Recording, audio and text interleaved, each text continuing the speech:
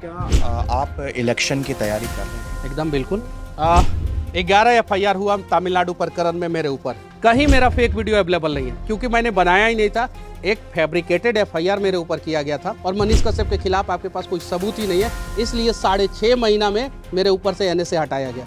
मेरे जीवन में भी आपातकाल लगा और जो काला पानी की सजा आप इतिहास के पन्ने में पढ़ते हैं वो मैं झेल के आया हूँ तमिलनाडु में। मेरा 3-4 केस स्पीड ट्रायल में था, तेजस्वी यादव जी ने स्पीड ट्रायल में डलवा दिया। मकसद क्या था इसके पीछे? मकसद ये था कि तेजस्वी यादव जी से ज्यादा फॉलोअर मेरे थे, लेकिन मुझे जो वो वीडियो था नेशनल एंथम के दौरान, वो वीडियो थोड़ा सा मुझे अच्छा नहीं लगा। इस्तीफा देने की बात सामने आई थी। इस्तीफा देने की बात जो है वो उस वीडियो को पूरा कोई समझ नहीं पाया। नमस्कार, मेरा नाम विनीत त्रिपाठी है और आप नवभारत टाइम्स देख रहे हैं। मेरे बगल में जो शख्स खड़े हैं टाइम्स के दफ्तर पर, मनीष कश्यप दिल्ली आए हुए हैं और बहुत बहुत आपका सर शुक्रिया मनीष जी, आपने हमें समय निकाला क्योंकि दिल्ली प्रवास में नेताओं को समय नहीं मिलता। सॉरी, यूट्यूबर भी हैं, सिविल इंजीनियर भी हैं, काका कहें, हमको कभी कभी कंफ्यूज हो जाते हैं जब भी आपके सामने आते हैं।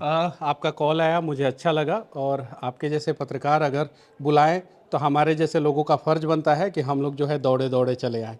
मनीष जी, दिल्ली कैसे आना हुआ?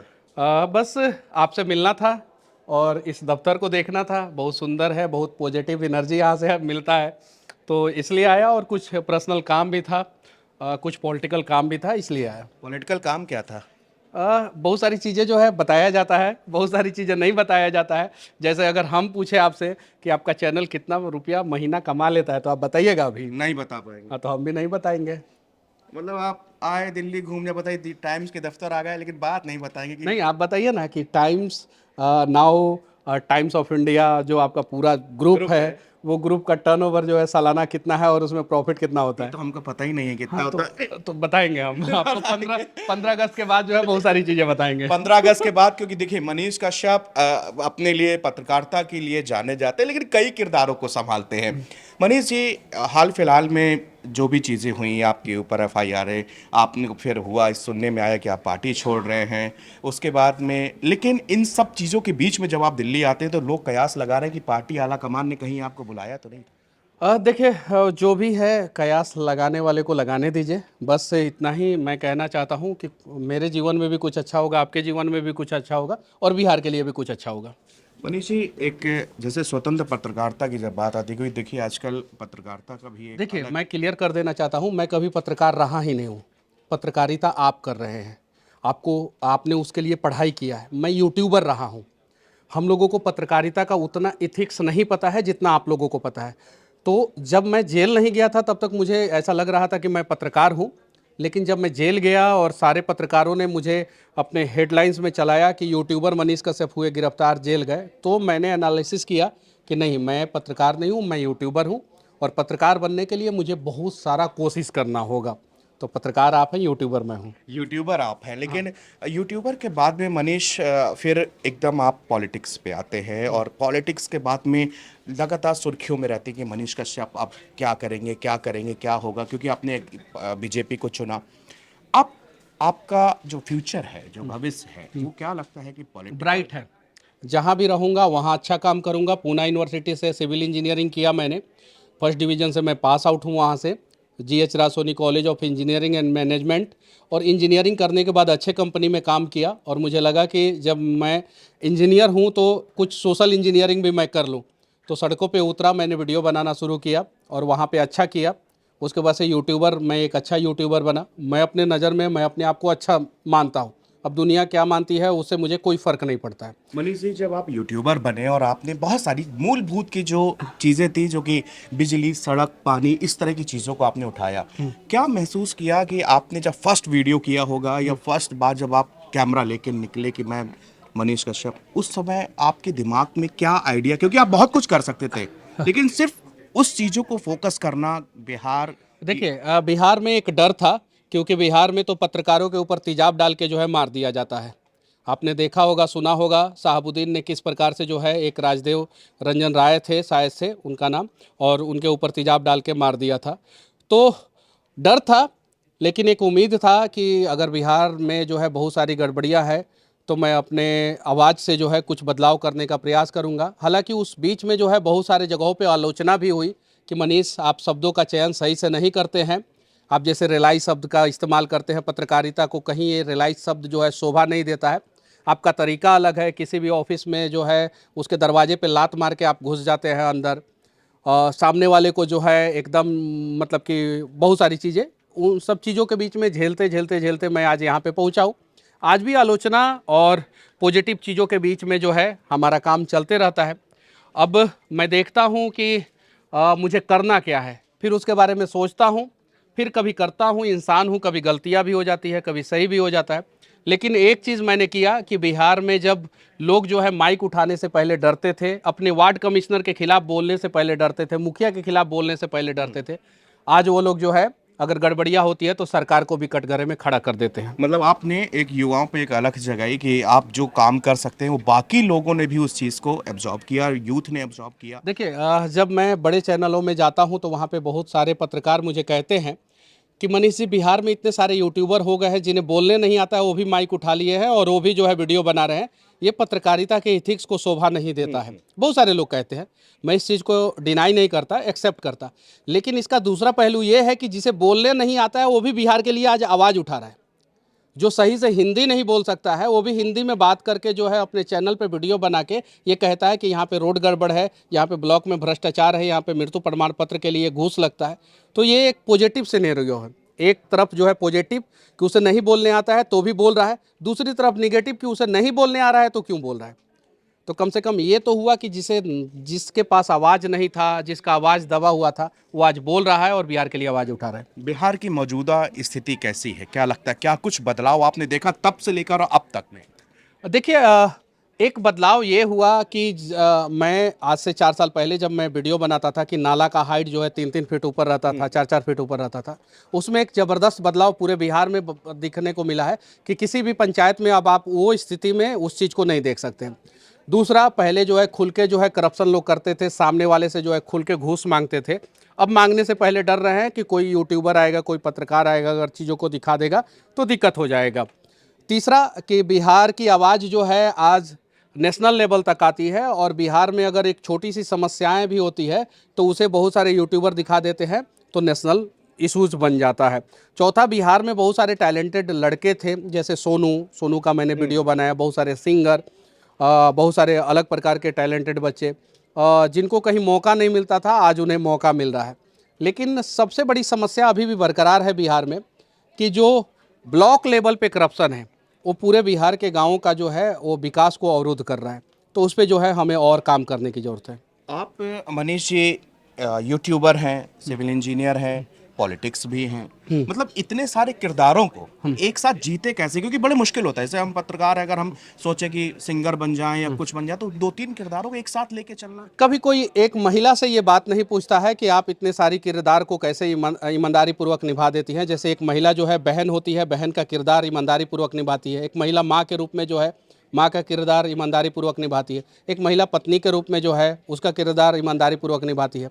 तो हम लोग जो है उन्हीं से सीखते हैं। मैं अपनी माँ से सीखा हूँ कि किस प्रकार से अपने अलग अलग किरदार को जो है ईमानदारी पूर्वक निभाना है। सिविल इंजीनियरिंग की पढ़ाई किया मैंने, वो नॉलेज है, उसी नॉलेज को इम्प्लीमेंट किया मैं यूट्यूब के माध्यम से। उसके बाद से मुझे पब्लिसिटी मिली, जो भी मिला, जिस लेवल पे भी मिला, उसका इस्तेमाल जो है मैं पॉलिटिक्स में जाने के लिए किया कि पॉलिटिक्स में अगर हम लोग सिस्टम के इस पार खड़े रहेंगे, इसको कोई निगेटिव तौर पे भी ले सकता है कि तुम लालची हो, राजनीति में जाना चाहते हो, लेकिन सिस्टम के इस पार हम लोग खड़े होकर सिर्फ आवाज़ उठा सकते हैं। आप जो है आवाज़ उठा सकते हैं, आप समस्या का समाधान नहीं कर सकते। जिस दिन आप सिस्टम में चले जाएंगे, संवैधानिक पद हो जाएगा, आप एक मुखिया, वार्ड कमिश्नर या विधायक या सांसद बन जाएंगे, तो आप समस्या का समाधान करने वाले बन जाएंगे। तो हम भी चाहते हैं कि हम समस्या का समाधान करने वाले बने और जहाँ पे मूलभूत समस्याएं हैं, लोगों को परेशानी है, वहाँ पे हम कुछ करके जो है उनकी परेशानियों को दूर करें। तो ये अलग अलग किरदार जो है निभाना जो है मैंने अपनी माँ से सीखा है। मनीष जी, एक सवाल ये आता है कि क्योंकि तमिलनाडु वाला मामला बड़ा हाईलाइट हुआ, सुनने में आया कि आपके ऊपर एफआईआर दर्ज की गई आपके चैनल्स के ऊपर, क्या कभी ऐसा फेक कंटेंट भी आपने प्रोड्यूस देखिए, किया? 11 एफआईआर हुआ तमिलनाडु प्रकरण में मेरे ऊपर, टोटल 11। 4 एफआईआर बिहार में और 6 एफआईआर तमिलनाडु में और 1 एनएसए, नेशनल सिक्योरिटी एक्ट। और वहाँ से मैं सारे जगह से बाइज्जत बरी हो पाया क्योंकि मैंने कुछ गलत किया ही नहीं था। जब कोर्ट ने मेरे आईओ से पूछा कि मनीष कश्यप ने जो फेक वीडियो बनाया वो दिखाइए, तो उनके पास जो है फेक वीडियो था ही नहीं, क्योंकि मैंने फेक वीडियो बनाया ही नहीं था। अगर मैं कोई फेक वीडियो बनाया होता तो आपके चैनल पे वो वीडियो चला होता। इस देश में अनेकों चैनल है, उस पे चला होता, सोशल मीडिया पे चला होता, यूट्यूब पे अवेलेबल होता, इंटरनेट पे अवेलेबल होता। कहीं मेरा फेक वीडियो अवेलेबल नहीं है, क्योंकि मैंने बनाया ही नहीं था। एक फैब्रिकेटेड एफआईआर मेरे ऊपर किया गया था, और उसी वजह से पूरे देश में शायद मैं पहला व्यक्ति हूं जिसके ऊपर से एनएसए, नेशनल सिक्योरिटी एक्ट, सिर्फ 6.5 महीना में हट गया। मद्रास हाईकोर्ट का मदुरई बेंच ने साफ साफ कहा कि मनीष कश्यप के ऊपर एनएसए लगने वाला मनीष कश्यप ने काम ही नहीं किया था, और मनीष कश्यप के खिलाफ आपके पास कोई सबूत ही नहीं है, इसलिए 6.5 महीना में मेरे ऊपर से एनएसए हटाया गया, सिर्फ ओनली 6.5 मंथ में। ये चीज़ है। अगर मैंने गलती किया होता तो मेरे ऊपर से एनएसए नहीं हटता, पहला चीज़। दूसरा चीज़, मेरा 4 बैंक अकाउंट सीज किया गया था, 2 मेरा पर्सनल, एक मेरा फाउंडेशन का और एक मेरा कंपनी का। चारों बैंक अकाउंट जब मैं जेल से निकला तो उसे फिर डिफ्रीज कर दिया, मतलब खोल दिया गया। चारों बैंक अकाउंट। अगर उस बैंक अकाउंट में सिंगल ट्रांजैक्शन अगर गलत हुआ रहता, सिंगल ट्रांजैक्शन, तो शायद मेरा कोई अकाउंट नहीं खुलता। तो मुझे पता है कि मैं सही था, और 2 सरकारों से लड़ा। आप इतिहास पढ़े होंगे, काला पानी का सज़ा के बारे में आपको बताया गया होगा। आप जो है आपातकाल जो लगा था उसके बारे में बताया गया होगा आपको। मेरे जीवन में भी आपातकाल लगा, और जो काला पानी की सज़ा आप इतिहास के पन्ने में पढ़ते हैं वो मैं झेल के आया हूँ। तमिलनाडु में 4.5 महीना 45 डिग्री टेम्परेचर में एक कमरे में जो है मैं बंद था, जहाँ पे पंखा भी था तो उसको पंखा का हवा पंखा को भी नहीं लगता था। ये चीज़ें तो जो इतिहास के पन्ने में पढ़ाया जाता है ना कि काला पानी का सज़ा, काला पानी का सज़ा, वो मनीष कश्यप झेल के आया है, और वहाँ से टूटा नहीं। अगर गलत होता तो आज भी सलाखों के पीछे होता। मेरा 3-4 केस स्पीड ट्रायल में था, तेजस्वी यादव जी ने स्पीड ट्रायल में डलवा दिया। ना मैंने रेप किया, ना हत्या किया, ना मैं एनडीपीएस केस में था।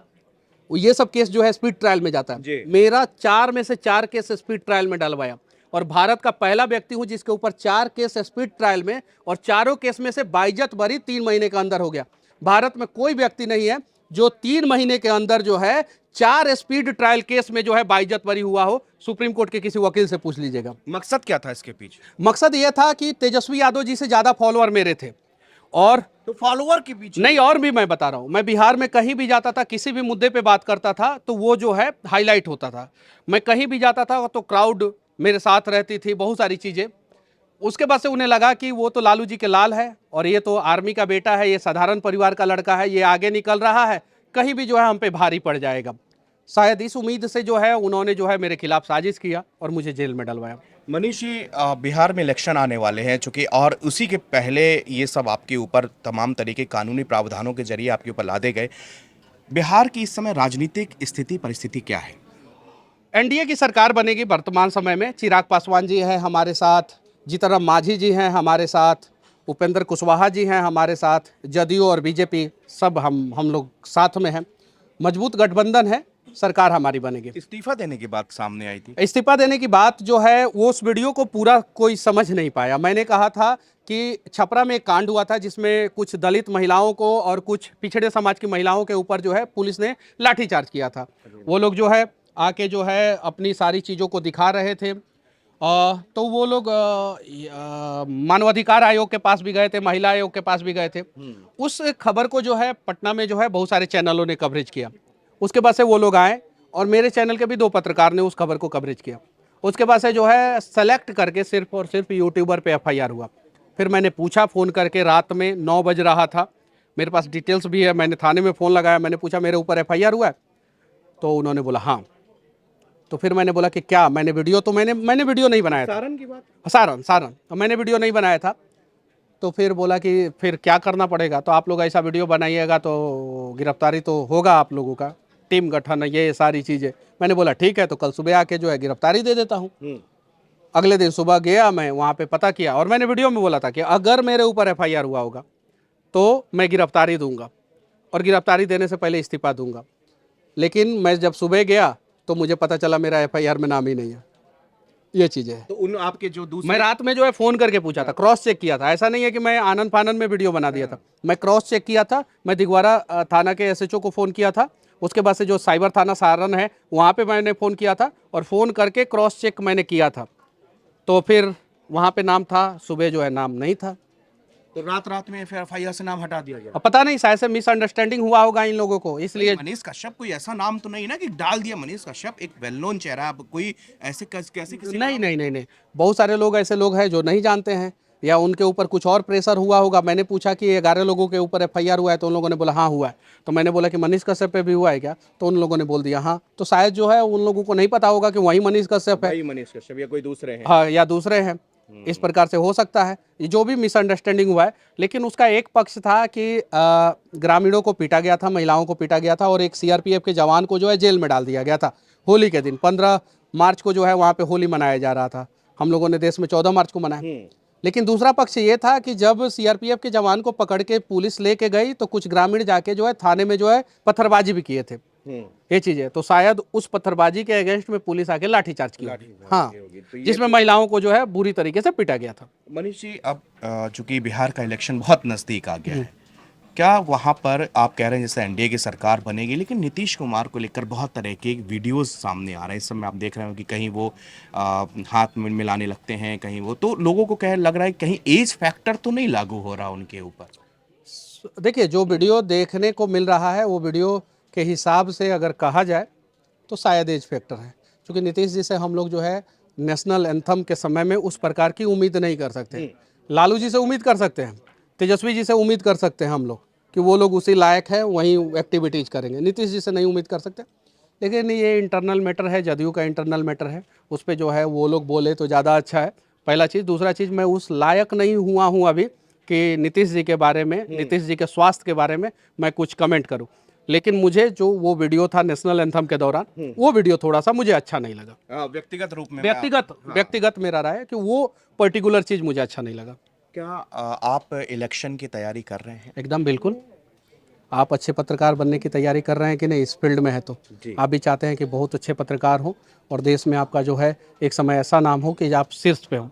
तैयारी मैं भी कर रहा हूँ, चुनाव मुझे लड़ना है और लड़ूंगा भी, जीतूंगा भी, और सदन में जाके जो है आवाज़ भी उठाऊंगा। मनीष जी, एक बात हमेशा ये कही जाती है कि जो यूट्यूबर होते हैं या सोशल मीडिया के थ्रू फेमस होते हैं, लेकिन गांव घर में एक उनको जो गांव से, उनके घर से उतना सपोर्ट नहीं मिल पाता। लाइक कन्हैया कुमार बहुत पॉपुलर लीडर रहे, जेएनयू से लेकर पूरे देश भर में वो रैलियां करते हैं, अपनी उनकी बोलने की कला है, उनका आर्ट ऑफ, वो बहुत अच्छा बोलते हैं, लेकिन वो इलेक्शन नहीं जीत पाए। नहीं, मेरे साथ उल्टा है।